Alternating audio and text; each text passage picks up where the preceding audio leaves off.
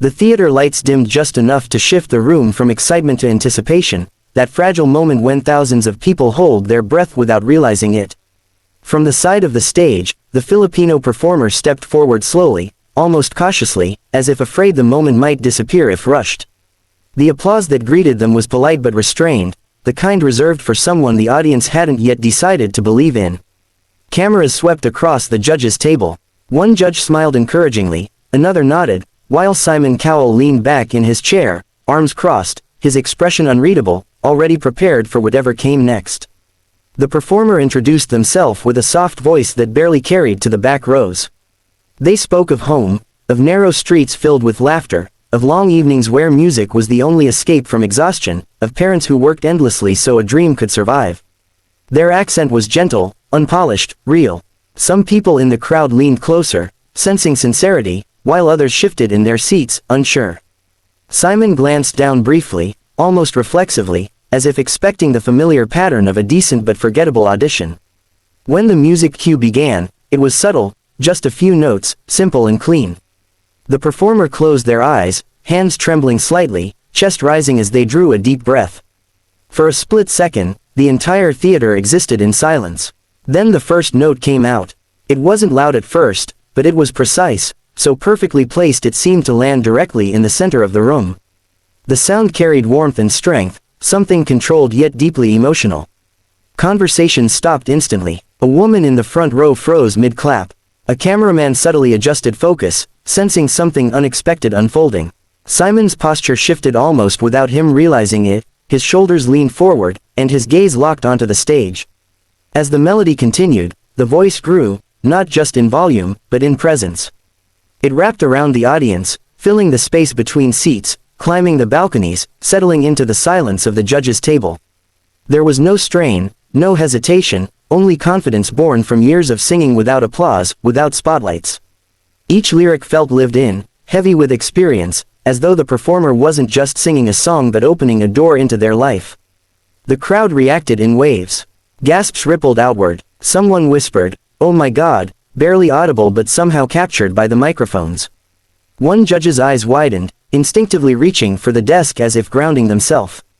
Simon's expression changed completely now, the familiar skepticism gone, replaced by something rare, surprise edged with respect.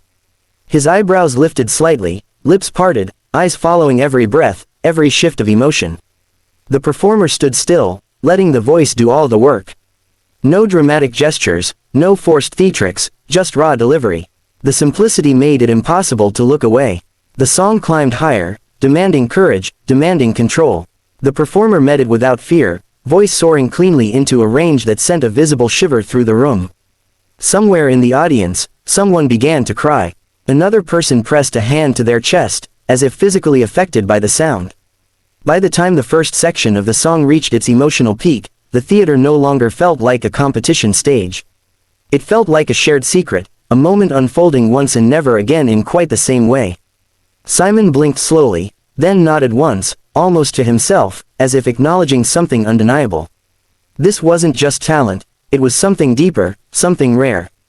And as the final note of that opening passage lingered in the air, suspended between breath and silence, everyone knew the audition had already crossed a line.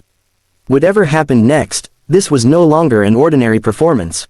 As the song moved beyond its opening, the atmosphere in the theater shifted from surprise to total surrender. The performer took a small step forward, not out of showmanship but necessity, as if the music itself was pulling them closer to the edge of the stage. The melody deepened, and with it the emotion in their voice, now carrying layers of longing, resilience, and quiet pride. Each word landed with purpose. This was no longer just a beautiful sound, it was a story unfolding in real time. The second verse arrived softer, more intimate. The singer lowered their volume, drawing the audience in rather than pushing the sound toward them. You could hear the texture of breath between phrases, the delicate control that only comes from years of discipline. Judges leaned in unconsciously, elbows resting on the table, eyes fixed. One of them whispered something under their breath, a single word of disbelief. Simon's hand hovered near his chin, his face unreadable yet intensely focused, as though he were analyzing something he never expected to encounter. As the arrangement began to build, subtle instruments joined in, lifting the song without overwhelming it. The performer's voice responded effortlessly, expanding and narrowing with the music, shaping each note with instinctive precision. When the chorus returned, it came stronger, full-bodied, confident, and emotionally charged. The sound filled the theater like a rising tide. Audience members exchanged stunned glances. Some stood halfway out of their seats, hands covering mouths, eyes shining with tears. Then came the moment that changed everything. The music briefly dropped back, leaving the voice exposed, naked against the silence. The performer held the room completely still, delivering a line so vulnerable it felt almost too personal to witness. Time seemed to slow. Cameras zoomed in on faces, judges, audience members, even crew, each reacting in their own quiet way. Simon's eyes widened again, but this time there was no doubt left in them. He wasn't evaluating anymore, he was experiencing. The build toward the climax began almost imperceptibly. The singer inhaled deeply, shoulders steady, and when the note rose, it was powerful without being forced. It climbed higher and higher, smooth and controlled, defying expectation. The audience gasped collectively as the note stretched beyond what anyone thought possible.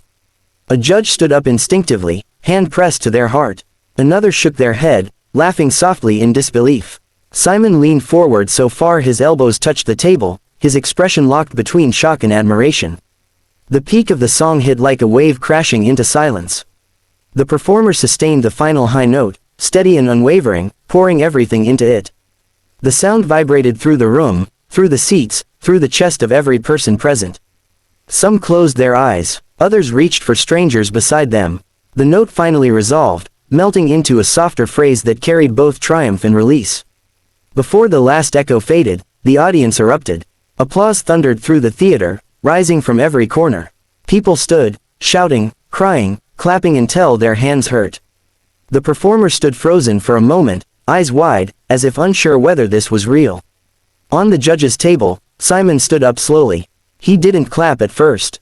He simply stared, head slightly tilted, trying to absorb what he had just witnessed.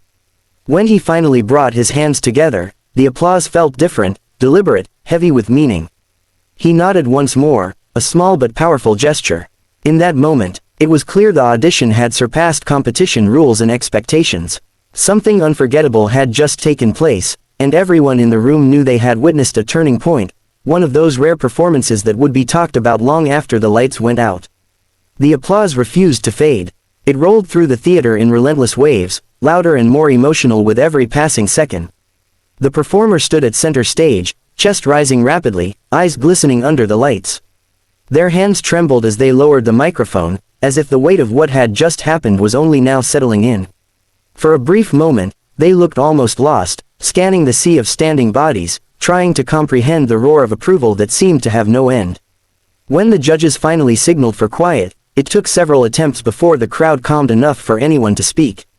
One judge wiped their eyes openly, laughing through tears, admitting they had not expected to feel so deeply moved. Another praised the technical control, the emotional honesty, calling it a masterclass rather than an audition. Each compliment landed like a wave against the performer, who nodded repeatedly, whispering thank yous, their voice barely steady enough to form the words. Then Simon Cowell leaned forward, resting his hands on the desk. The room fell silent instantly. Even the performer seemed to forget how to breathe. Simon didn't rush his words. He looked at the singer for a long moment, as if searching for the right way to describe something extraordinary.